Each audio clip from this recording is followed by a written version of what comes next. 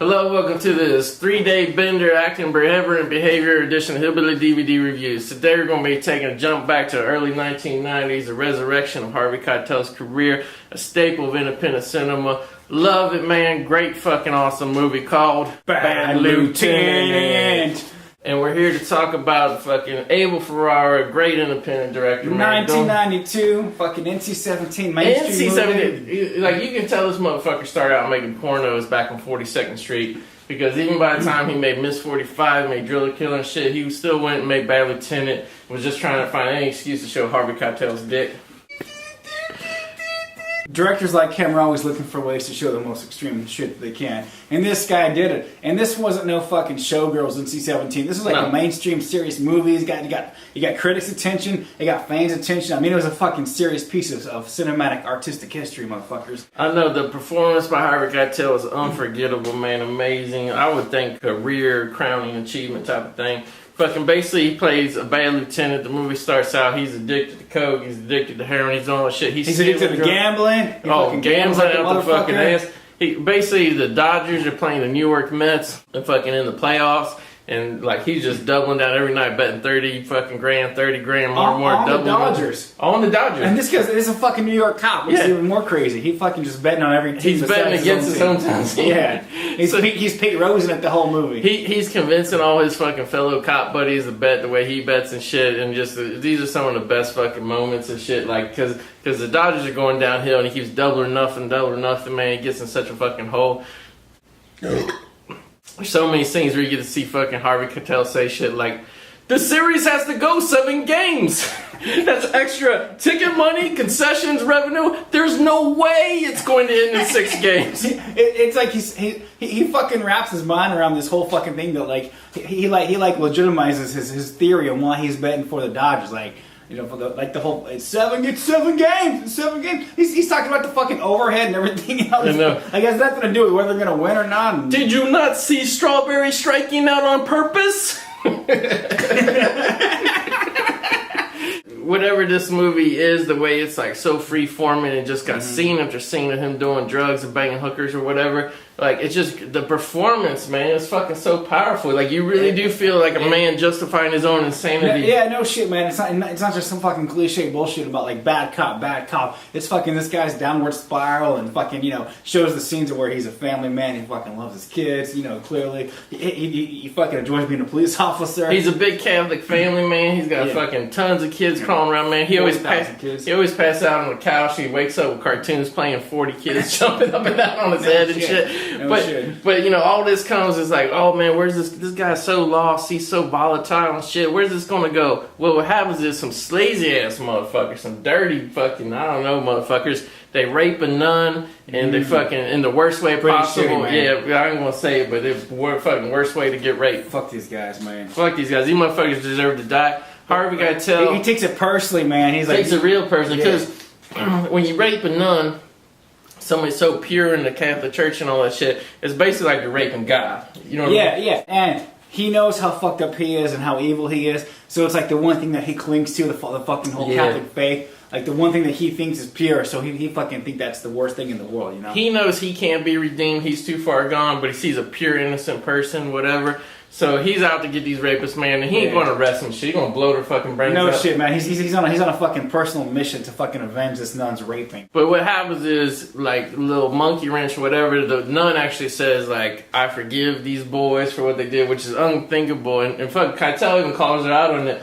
How can you forgive them for what they have done? He doesn't get it. And she even has information that she could say that could get them caught, and she just doesn't do it. She just lets that shit go. Leaves alone. Keitel, man, he's on this case. He's going nuts. He's still doing all the fucking heroin and all the weird fucking little scenes he's got going on, losing more money. Basically comes down to the point of no return with this goddamn gambling. They're fucking going to kill this motherfucker. Ain't nothing. He's gonna kill his family. Blow his house up. Everybody else. Yeah. In his last act of contrition, whatever, he finds these motherfuckers that did the raping. He actually does not kill them. He gives them $30,000 to escape town. And I think what's great is he gave him the chance that he never had to fucking be redeemed and shit. Yeah. In a way, he thought that doing that would save himself, even though he was fucking doomed from the beginning. You know, exactly. So it's such a complex story, man. Powerful fucking movie, man. even if you ain't a religious person, it's interesting the way they tackle religion in this movie. I think it really is. Definitely. And if you're not a religious person, or if you are, either way, it's fucking fascinating. Because like Harvey Keitel was clearly a fucking hypocrite. He wasn't no Catholic. No. You know what I mean? He didn't go to church. Spiritual man. He fucking, he's the worst dude in the world. He was the bad lieutenant. He was the bad. He's a horrible lieutenant. So as a movie, man, I mean, it's just like, I understand this is a movie a lot of people ain't gonna be into. It's too harsh. It's too grimy. They ain't gonna like and shit. But for a movie that's fucking from the early 90s and it still lives today, it's still vibrant, the performance and shit, and it's still always burned in my memory, and that's why I gotta watch this movie at least once or twice a year. Yeah. Bad Lieutenant, I love it, man. Fucking just Keitel, amazing. I'm gonna give this motherfucker 9 out of 10. I'm giving that shit 9 too, and here's why. I'll tell you what, man. I love me some fucking gratuitous fucking violence and sex and shit like that. And before I wasn't even trying to get the NC-17 movie, he said, this is my movie, rate it what you want. It happened to be rated NC-17. And then they said, let's rate it NC-17 so no theater will do it. So did he cut the shit up to get into the cinemas? He's like, no. He's like, fuck it. That's my movie. I made it the way I wanted to make it. Moving on to picture and sound now, this being the Blu-ray and shit. Fucking, you expected like a jump in quality presentation. It is good looking and shit, but they fucking, this being a gritty fucking movie, the negative, I don't know what the fuck, there's a lot of little speckles and shit. But overall, I found the look of it not too bad. Fucking, it was pretty clean and clear, even though it was a dirty, grimy movie and it was an old, beat up print with some grills and shit on it. The sound is fucking English DTS 2.0 master, so no surround sound. I guess obviously they didn't make it surround sound, whatever, so maybe they could have done a cool remaster, but I mean, whatever. It's a dialogue movie, it's a fucking hardcore drama movie. Man, yeah. So, picture and sound, man, I'm going to give this motherfucker a good solid 7 out of 10. Audio maybe could have been better, more immersive, but it still was fine. Yeah, man, I'll go ahead and match that shit. 7 out of 10. Like you said, special features, we got the audio commentary with director Abel Ferrara, director of photography King Kellis. We got a retrospective documentary featuring exclusive interviews with cast and crew and theatrical trailer. Not the big, even though they label it special edition, not the biggest special edition, but at least you're getting the story straight from fuckers' mouths, how they did it and shit, and really, I mean, like, there's so many fucking scenes that are on the busy streets of New York. They just went and stole that shit. They snuck out and like whatever. That's a hard way to make a movie, and it's cool that they on the commentaries and shit, they tell you the truth of how to like do this shit. They didn't try to bullshit and be like, oh, we're so slick, and they're like we're just getting up every morning doing drugs and shooting a movie. Lucky to get what we got. Exactly. Could have been worse. So special features, especially Abel Ferrara, he just like whatever. He just a crazy motherfucker. It's hard to get this motherfucker wrangled up into a room and talk about this shit. So I gotta give him for the effort 8 out of 10. I'm going with more like quality over quantity. That's cool, man. I'll give it a 7.5, just for no other reason than to be different.